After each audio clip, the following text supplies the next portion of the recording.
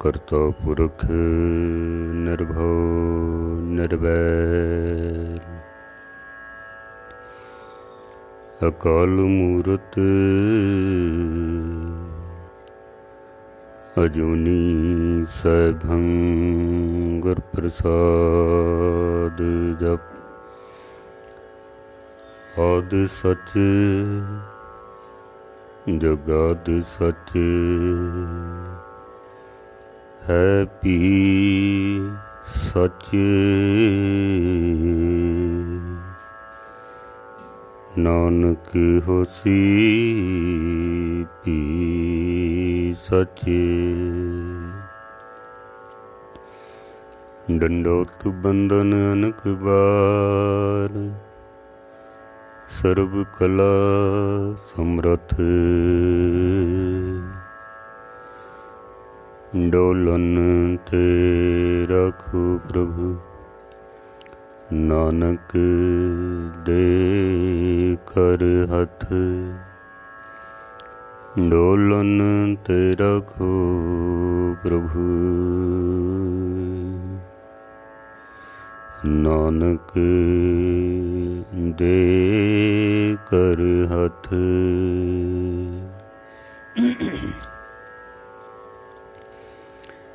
परम सन्मान योग गुरु रूप साध संगत जीओ, कुछ समा गुरु विचार आप जी नूं सरवण करा सकां उस तो पहले 10वें पातशाह की बख्शिश की हुई पावन पवित्र फतेह सनिमर प्रवान करनी। वाहिगुरू जी का खालसा वाहिगुरू जी की फतेह।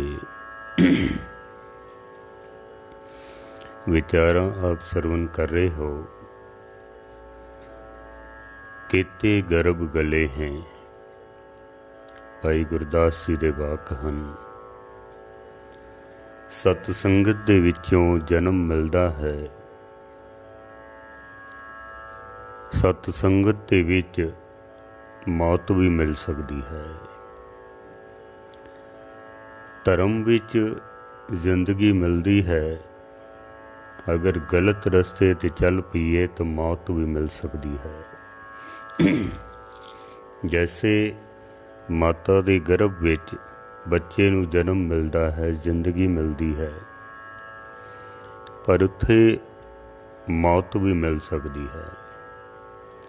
कई बच्चे ऐसे देखे गए ने जिन्हां दा जन्म तो होया लेकिन मरे हुए पैदा होए ने। जन्म तो होया लेकिन विकलांग पैदा होए ने।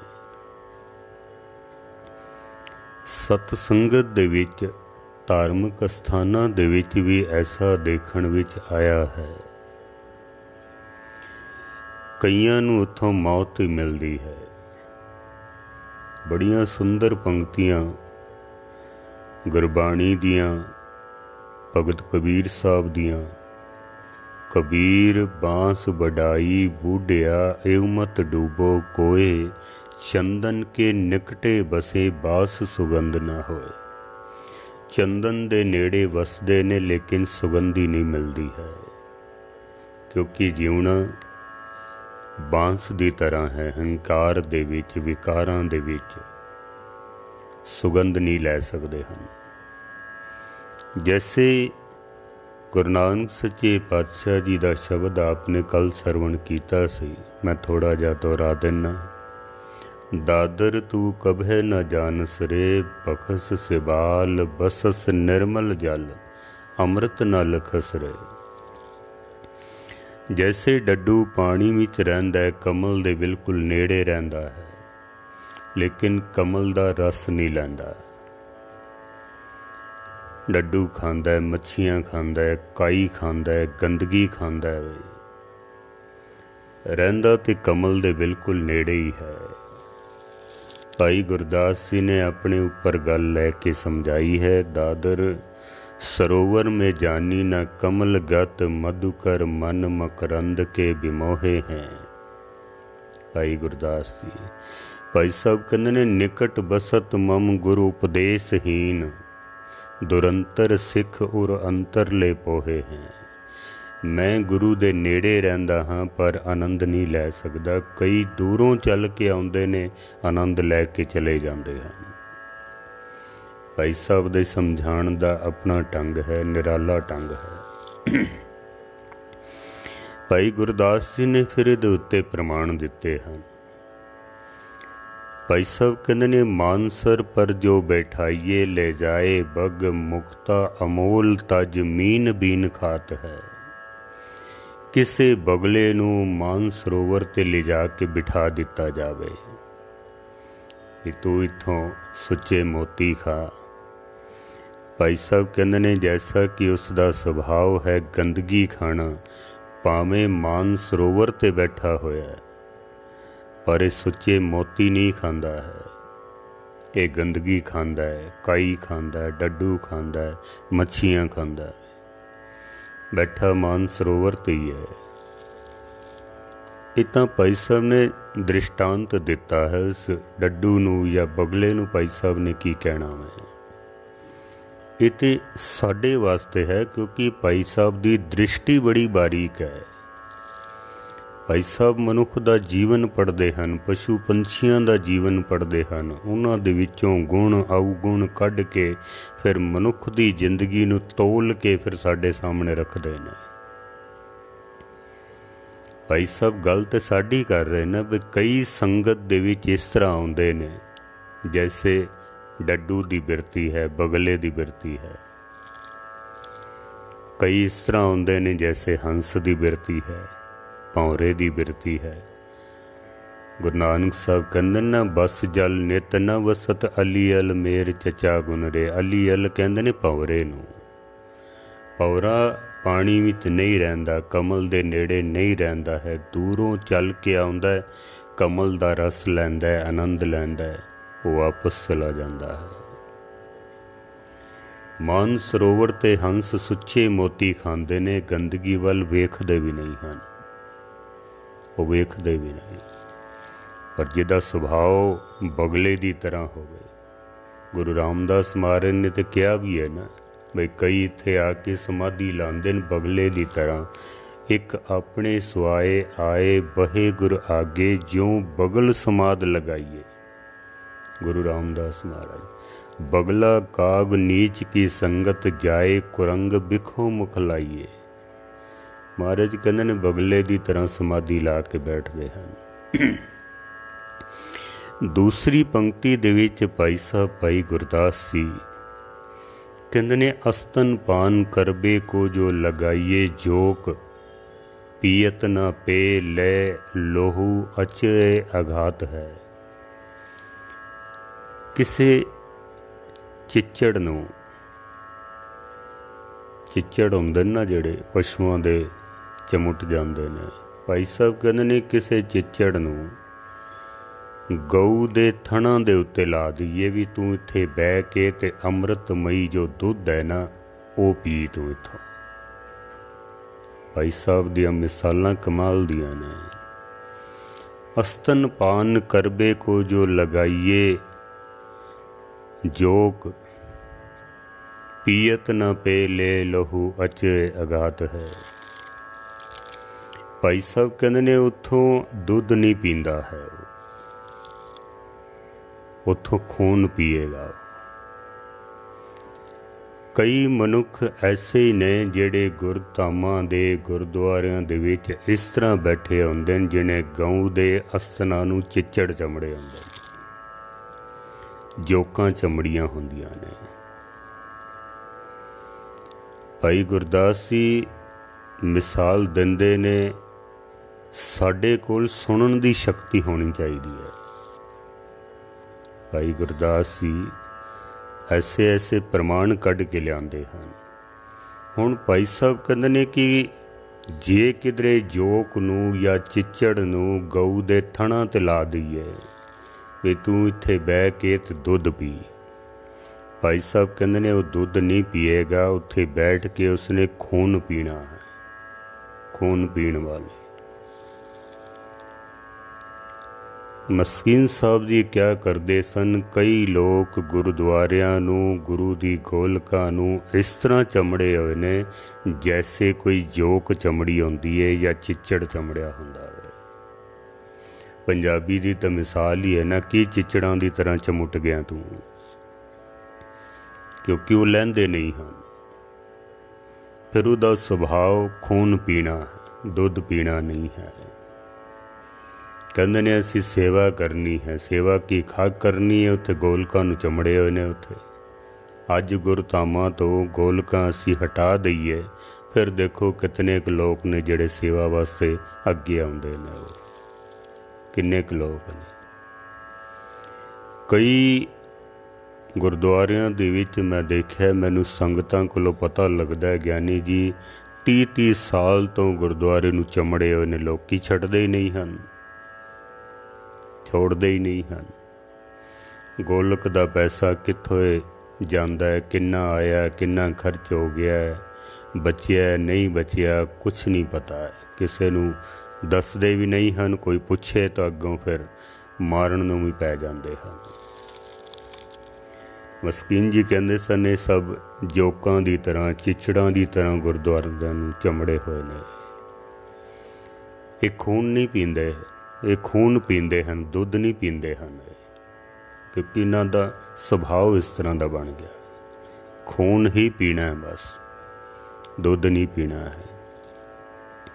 ਦੁੱਧ ਤਾਂ ਵੱਛਾ ਪੀਏਗਾ ਜਿਹੜਾ ਅਸਥਨਾ ਦੇ ਨਾਲ ਨਹੀਂ ਹੈ, ਦੂਰ ਹੈ, ਲੇਕਿਨ ਉਹਨੇ ਦੁੱਧ ਪੀਣਾ ਹੈ, ਖੂਨ ਨਹੀਂ ਪੀਂਦਾ। ਜੋਕ ਹੋਵੇ, ਚਿੱਚੜ ਹੋਵੇ, ਉਹਨੇ ਖੂਨ ਪੀਣਾ ਹੈ, ਦੁੱਧ ਨਹੀਂ ਪੀਣਾ ਹੈ। ਭਾਈ ਸਾਹਿਬ ਦਾ ਐਸਾ ਕਹਿਣਾ ਹੈ। ਮੈਂ ਅਰਜ਼ ਕਰ ਰਿਹਾ, ਇੱਥੋਂ ਸਾਨੂੰ ਜ਼ਿੰਦਗੀ ਮਿਲਦੀ ਹੈ, ਇੱਥੇ ਮੌਤ ਵੀ ਮਿਲ ਸਕਦੀ ਹੈ। ਨਨਕਾਣਾ ਸਾਹਿਬ ਦੇ ਵਿੱਚ ਜਿਸ ਵਕਤ ਮਹੰਤਾਂ ਨੂੰ ਉੱਥੋਂ ਦੀ ਸੇਵਾ ਦਿੱਤੀ ਗਈ ਸੀ, ਮੈਂ ਕੱਲ੍ਹ ਵੀ ਅਰਜ਼ ਕੀਤੀ ਸੀ, ਸਿੱਖਾਂ ਦੇ ਪੱਤਾ ਪੱਤਾ ਸਿੰਘਾਂ ਦਾ ਵੈਰੀ, ਹਰ ਪਾਸੇ ਜਦੋਂ ਸਿੱਖਾਂ ਦੇ ਦੁਸ਼ਮਣ ਫੈਲੇ ਹੋਏ ਸਨ, ਸਿੱਖਾਂ ਦੇ ਸਿਰਾਂ ਦੇ ਮੁੱਲ ਲੱਗਦੇ ਸਨ, ਉਸ ਵਕਤ ਇਹਨਾਂ ਨਿਰਮਲੇ ਸੰਤਾਂ ਨੇ, ਮਹੰਤਾਂ ਨੇ ਗੁਰਧਾਮਾਂ ਦੀ ਸੇਵਾ ਕੀਤੀ ਸੀ। ਫਿਰ ਕੁਛ ਉਦਾਸੀ ਵੀ ਸਨ ਵਿੱਚ। ਨਨਕਾਣਾ ਸਾਹਿਬ ਦੀ ਸੇਵਾ ਵੀ ਇਹਨਾਂ ਨੂੰ ਮਿਲੀ ਹੋਈ ਸੀ, ਜਿਸ ਵਿੱਚ ਸਭ ਤੋਂ ਪ੍ਰਥਮ ਜੋ ਇਹਨਾਂ ਦੀ ਪੀੜ੍ਹੀ ਦਰ ਪੀੜ੍ਹੀ ਸੇਵਾ ਚੱਲੀ ਆ ਰਹੀ ਸੀ, ਉਸ ਦੇ ਵਿੱਚ ਕਿਸ਼ਨ ਦਾਸ ਤੇ ਸਾਧ ਰਾਮ, ਇਹ ਦੋ ਮਹੰਤ ਸਨ, ਨਨਕਾਣਾ ਸਾਹਿਬ ਦੀ ਸੇਵਾ ਕਰਦੇ ਸਨ। ਲੇਕਿਨ ਅਤ ਦਰਜੇ ਦੇ ਵਿਕਾਰੀ ਸਨ, ਅਤ ਦਰਜੇ ਦੇ। ਕਿਉਂਕਿ ਮੈਂ ਕੱਲ੍ਹ ਵੀ ਅਰਜ਼ ਕੀਤੀ ਸੀ ਕਿ ਮਾਇਆ ਬਹੁਤ ਆਉਣ ਲੱਗ ਪਈ। ਨਨਕਾਣਾ ਸਾਹਿਬ ਮਹਾਰਾਜਾ ਰਣਜੀਤ ਸਿੰਘ ਜੀ ਨੇ ਜਿੱਥੇ ਵਧੀਆ ਉੱਥੇ ਉਸਾਰੀ ਕਰਵਾਈ।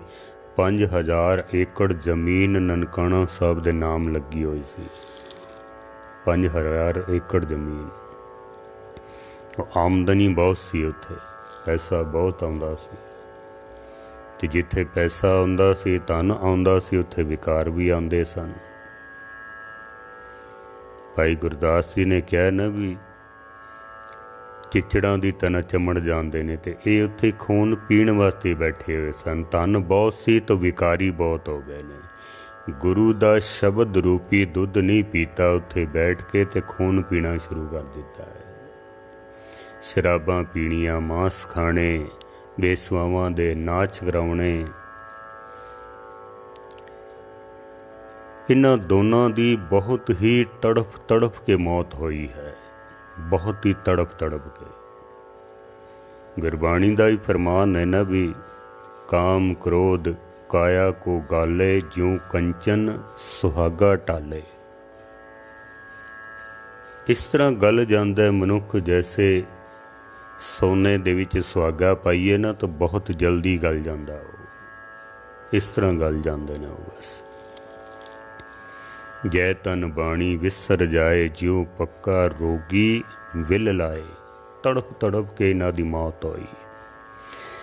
ਮਹੰਤ ਨਰੈਣ ਦਾਸ ਨੇ ਜਾ ਕੇ ਸਿੱਖਾਂ ਨੂੰ ਬੇਨਤੀ ਕੀਤੀ ਵੀ ਇਹ ਸੇਵਾ ਤੁਸੀਂ ਮੈਨੂੰ ਦਿਓ, मैं ਜਿਹੜੇ ਪਿਛਲੇ ਮਹੰਤਾਂ ਨੇ ਗਲਤੀਆਂ ਕੀਤੀਆਂ ਨੇ ਮੈਂ ਨਹੀਂ ਕਰਾਂਗਾ ਇਸ ਤਰ੍ਹਾਂ ਦੀਆਂ।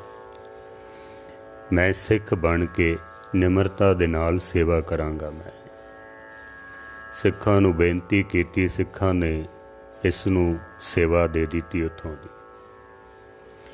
ਕੁਛ ਸਮਾਂ ਤੇ ਠੀਕ ਚੱਲਦਾ ਰਿਹਾ, ਲੇਕਿਨ ਕਿਉਂਕਿ ਉੱਥੇ ਧਨ ਬਹੁਤ ਆ ਰਿਹਾ ਸੀ, ਕਿਸੇ ਚੀਜ਼ ਦੀ ਕੋਈ ਕਮੀ ਨਹੀਂ ਸੀ,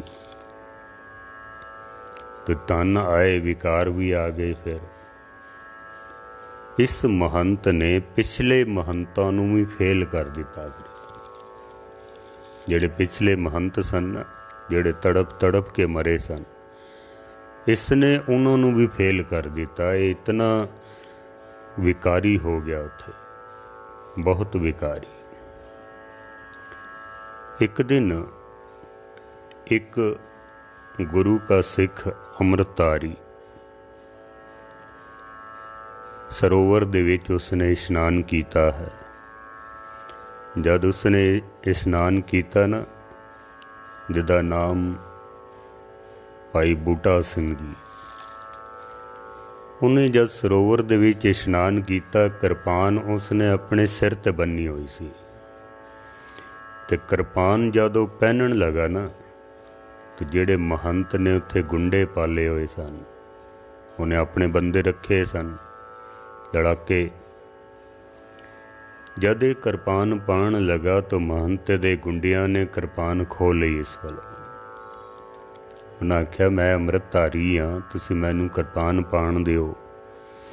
ਕਹਿਣ ਲੱਗੇ, ਕੋਈ ਅੰਮ੍ਰਿਤਧਾਰੀ ਇੱਥੇ ਇਸ਼ਨਾਨ ਨਹੀਂ ਕਰ ਸਕਦਾ ਹੈ, ਕੋਈ ਵੀ ਅੰਮ੍ਰਿਤਧਾਰੀ। ਕੋਈ ਅੰਮ੍ਰਿਤਧਾਰੀ ਗੁਰਦੁਆਰਾ ਸਾਹਿਬ ਦੇ ਅੰਦਰ ਮੱਥਾ ਨਹੀਂ ਟੇਕ ਸਕਦਾ ਹੈ, ਕੀਰਤਨ ਨਹੀਂ ਕਰ ਸਕਦਾ ਹੈ। ਬਾਹਰ ਕੱਢ ਦਿੱਤਾ ਉਸਨੂੰ। ਬੜੇ ਉਸਨੇ ਤਰਲੇ ਲਏ, ਪਰ ਕਿਰਪਾਨ ਨਹੀਂ ਪਾਣ ਦਿੱਤੀ ਉਸਨੂੰ। ਬੜੇ ਉਹਨਾਂ ਨੇ ਹੱਥ ਪੈਰ ਵੀ ਜੋੜੇ, ਪਰ ਨਹੀਂ ਮੰਨੇ ਹਨ। ਕੋਈ ਮੱਥਾ ਨਹੀਂ ਟੇਕ ਸਕਦਾ, ਕੋਈ ਅੰਮ੍ਰਿਤਧਾਰੀ ਕਿਰਪਾਨ ਪਾ ਕੇ ਅੰਦਰ ਨਹੀਂ ਜਾ ਸਕਦਾ ਹੈ। ਜਿੱਥੇ ਇਸ ਨੇ ਪਹਿਲੇ ਨਿਮਰਤਾ ਨਾਲ ਹੱਥ ਜੋੜ ਕੇ ਬੇਨਤੀਆਂ ਕਰਕੇ ਸੇਵਾ ਲਈ ਸੀ ਨਾ, ਹੁਣ ਉਤਨਾ ਹੀ ਵਿਕਾਰੀ ਹੋ ਗਿਆ ਵਾਪਸ, ਕਿਉਂਕਿ ਅੰਗਰੇਜ਼ ਸਰਕਾਰ ਨੂੰ ਵੀ ਇਸ ਨੇ ਆਪਣੇ ਨਾਲ ਮਿਲਾ ਲਿਆ। ਅੰਗਰੇਜ਼ਾਂ ਦਾ ਉਸ ਵਕਤ ਰਾਜ ਸੀ। 1918 ਦੇ ਵਿੱਚ ਹੈਦਰਾਬਾਦ ਦਾ ਇੱਕ ਸਿੰਧੀ ਜੱਜ, ਪਾਕਿਸਤਾਨ ਵਿੱਚ ਜੋ ਅੱਜ ਰਹਿ ਗਿਆ ਨਾ ਇਲਾਕਾ, ਉੱਥੋਂ ਦਾ ਇੱਕ ਸਿੰਧੀ ਜੱਜ, ਜਿਸ ਦਾ ਜੀਵਨ ਬੜਾ ਇਮਾਨਦਾਰੀ ਨਾਲ ਗੁਜ਼ਰਿਆ,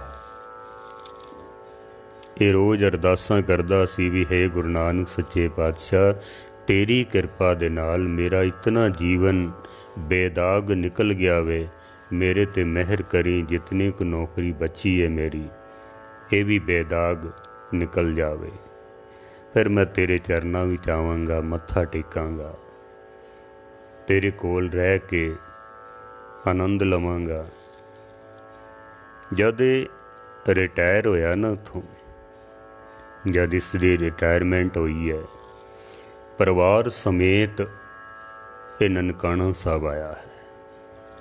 ਪਰਿਵਾਰ ਸਮੇਤ, ਨਾਲ ਇਸ ਦੀ ਘਰ ਵਾਲੀ ਸੀ, ਇੱਕ ਬੱਚੀ ਵੀ ਸੀ ਇਸ ਦੇ ਨਾਲ 13 ਕੁ ਸਾਲ ਦੀ, ਜਿਹਦਾ ਨਾਮ ਇਤਿਹਾਸਕਾਰਾਂ ਨੇ ਰਜਨੀ ਨਿਕਲਿਆ। ਰਜਨੀ। ਸ਼ਾਮ ਦਾ ਵਕਤ ਸੀ, ਕਮਰਾ ਉਹਨਾਂ ਨੇ ਦੇ ਦਿੱਤਾ ਵੀ ਇੱਥੇ ਤੁਸੀਂ ਠਹਿਰੋ, ਲੇਕਿਨ ਕਮਰੇ ਦੇ ਵਿੱਚ ਕੋਈ ਚਾਨਣਾ ਨਹੀਂ ਸੀ, ਉੱਥੇ ਪ੍ਰਕਾਸ਼ ਦਾ ਕੋਈ ਪ੍ਰਬੰਧ ਨਹੀਂ ਸੀ। ਉਹਨੇ ਆ ਕੇ, ਜੱਜ ਨੇ ਕਿਸੇ ਸੇਵਾਦਾਰ ਨੂੰ ਆਖਿਆ ਵੀ ਮੈਨੂੰ ਕੁਛ ਰੋਸ਼ਨੀ ਕਰਨ ਵਾਸਤੇ ਦਿਓ, ਅੰਦਰ ਅੰਧੇਰਾ ਬਹੁਤ ਹੈ। ਮਹੰਤਾਂ ਦੇ ਜਿਹੜੇ ਪਾਲੇ ਹੋਏ ਗੁੰਡੇ ਸਨ, ਉਹਨੇ ਆਖਿਆ ਵੀ ਤੁਸੀਂ ਆਪਣੀ ਬੱਚੀ ਨੂੰ ਭੇਜ ਦਿਓ, ਅਸੀਂ ਦੀਵਾ ਬੱਤੀ ਦੇ ਦਿੰਦੇ ਹਾਂ ਅਤੇ ਉੱਥੇ ਚਾਨਣਾ ਕਰ ਲਓ ਤੁਸੀਂ।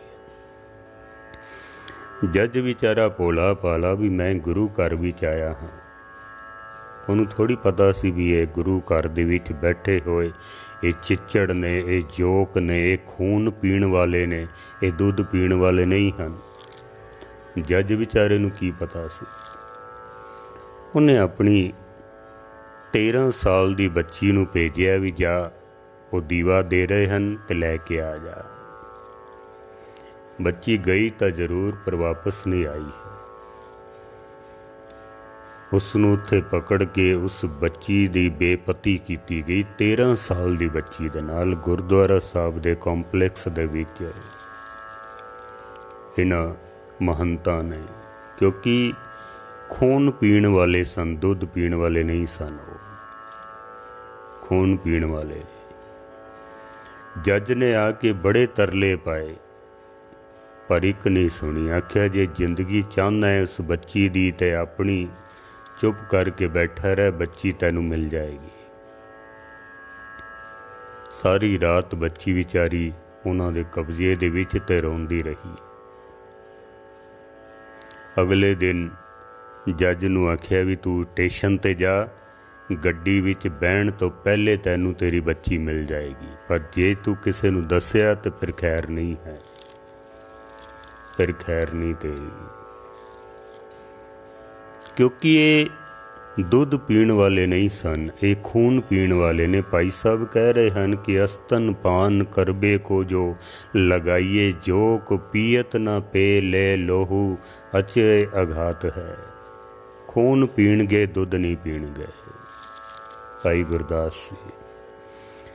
इसने फिर जिहड़ा ये जज सी ना, इस जज ने फिर एक सिखां दी कॉन्फ्रेंस दे विच बोलण वास्ते इसने समा मंगिया ते जिहड़ी घटना उत्थे वापरी सी ना, वो सारी घटना उत्थे कह सुनाई उन्हें सारी संगत दे विच।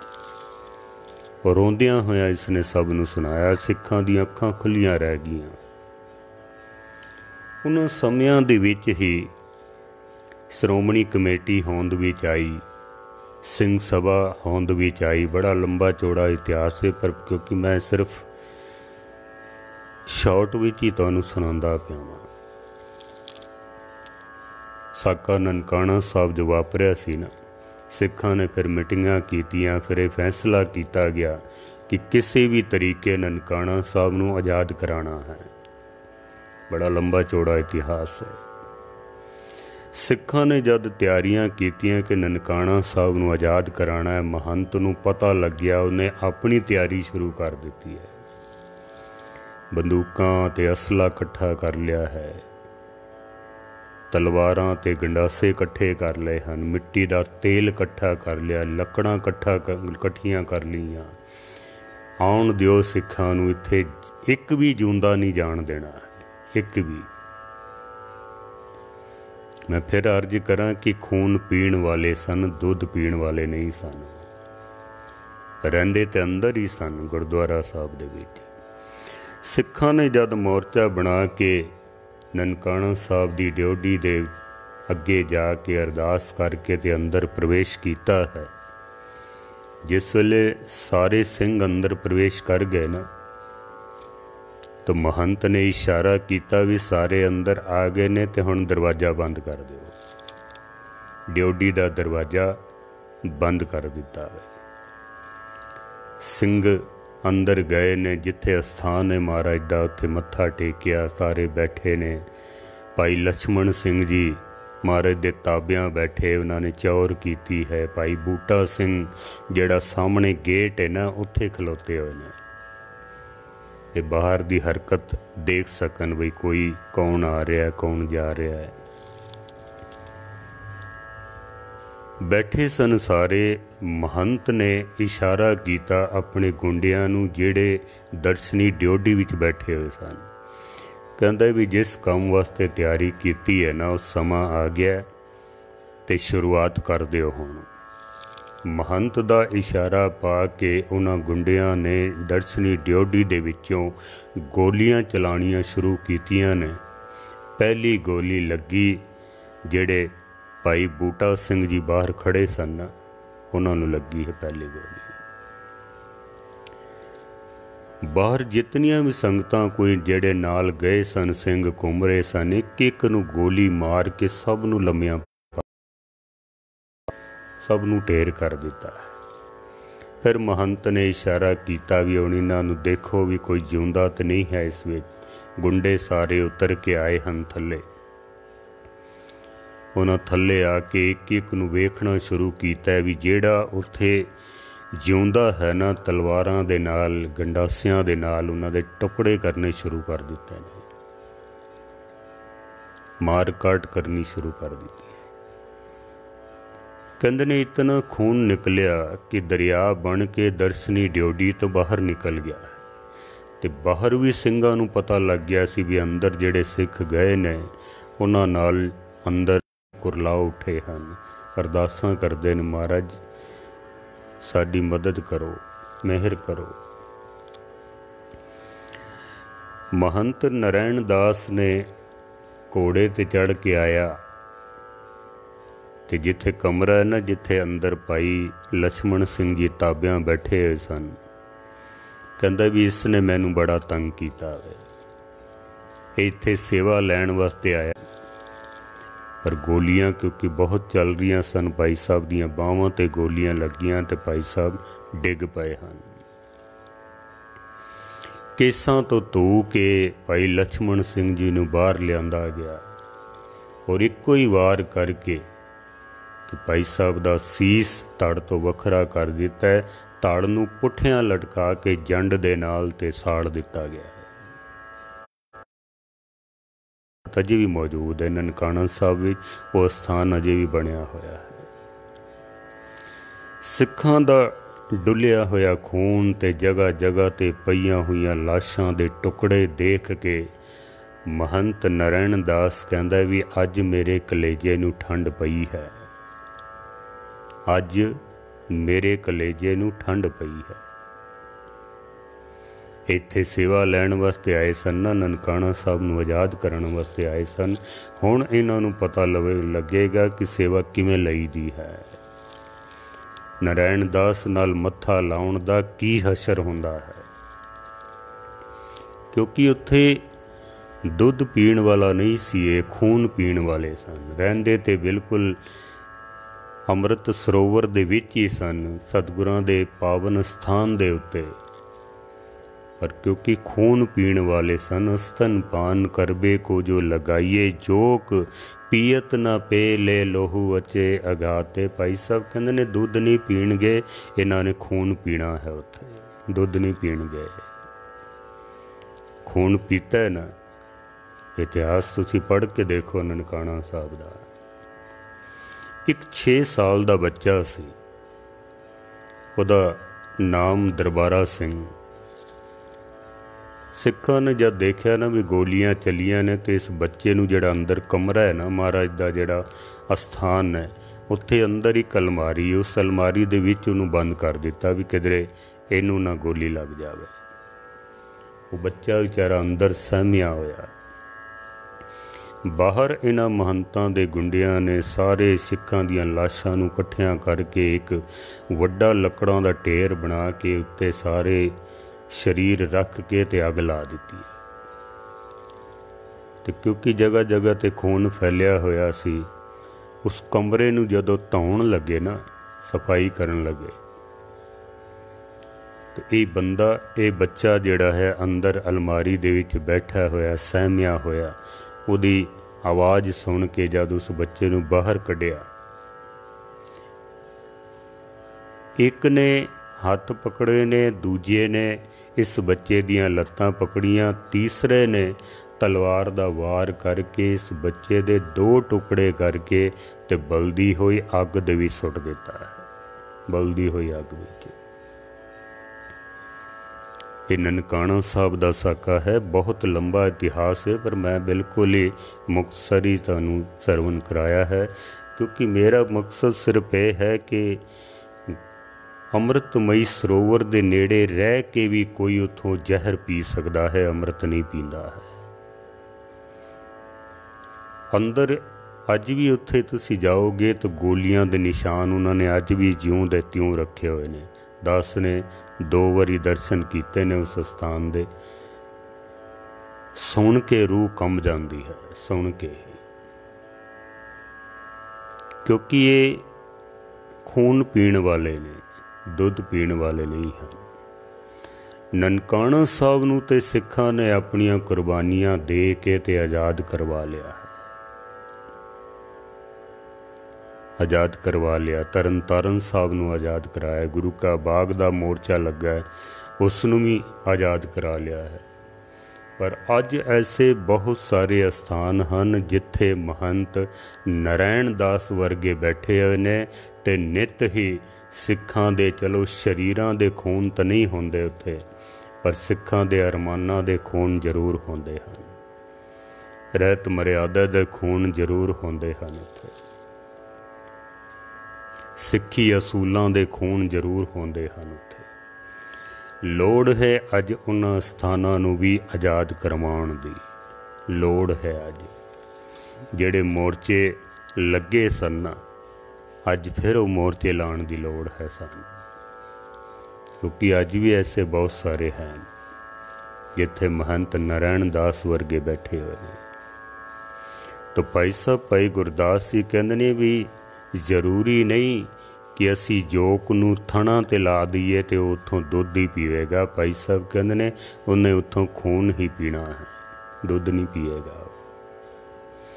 जरूरी नहीं कि सतसंगत दे विच बैठा होया कोई शब्द रूपी दुध पींदा पिया। भाई साहब दा कहना हो सकदा है उत्थे खून पींदा पिया और खून पींदे हुए देखे जा सकते ने। गुरु दी गोलक गरीबां वास्ते, गुरु नानक दा मूँह गरीब दा मूँह गुरु नानक दी गोलक। पर अज इन्हां गोलकां दे उत्ते इन्हां जोकां वर्गे चमड़े हुए बैठे हुए ने, तुसीं देख सकते हो। सुचेत होना पवेगा सानू, सुचेत होना पवेगा संगतां नूं, देखना पवेगा कि असी दुध पीना है कि असी खून पीना है। इत्थों सानू नवी जिंदगी मिल सकती है, इत्थों मौत भी मिल सकदियां ने। दो पंक्तियां दास ने आप जी नूं सरवण कराइयां हन, दो पंक्तियां अजे कवित दियां होर बाकी ने, कल दास आप जी दे सन्मुख रखेगा। तो असी गुरुद्वारा साहब दे विच आइए, किधरे ऐसा ना होवे कि बगले की तरह आ जाइए, असी मेंढक की तरह आ जाइए। असी चंदन दे निकट रहंदे होए भी बांस की तरह अगर रहांगे तो खुशबू नहीं लै सकांगे, असी नहीं लै सकांगे। ताई ते महाराज सच्चे पातशाह कहंदे ने कि नाम बिहूण गर्भ गल जाए, बिरथा जन्म दूजे लोभाए। नाम तो बिना, गुरु दे शब्द रूपी कमल रस तो बिना गर्भ गल जाए, गर्भ विच गल जावांगे, असी मर जावांगे, जिंदगी साडी बेकार हो जाएगी। भगत की निंदा गर्भ में गले, बाणी विच बहुत सारियां ऐसियां पंक्तियां हैं। तो असी इत्थे आइए, भौरे की तरह आइए, हंस की तरह आइए। सुच्चे मोती जो गुरु के शब्द रूपी सुच्चे मोती ने, उन्हां दे नाल अपने जीवन नूं असी सरसब्ज करिए, ताकि इत्थों सानू नवा जीवन मिले। सतगुर के जन्मे गवन मिटाया, आवा गवन साडा मिट जाएगा, परम अवस्था की सानू प्राप्ति हो जाएगी। ऐसी दात गुरु साडी झोली विच पाण। भुलां चुकां दी क्षमा। सारियां दा धन्नवाद। आप जो लाइव कथा सरवण कर रहे हो, बेनती है जिन्हां ने फॉलो किया है दास दा पेज कथा सागर, उन्हों का बहुत बहुत धन्यवाद। जिन्हों ने नहीं किया उन्होंने बेनती है आप फॉलो करो, लाइक करो, शेयर कर दियो, ताकि ये विचारां होर भी संगतां तक पहुँच सकन। वाहिगुरू जी का खालसा, वाहिगुरू जी की फतेह।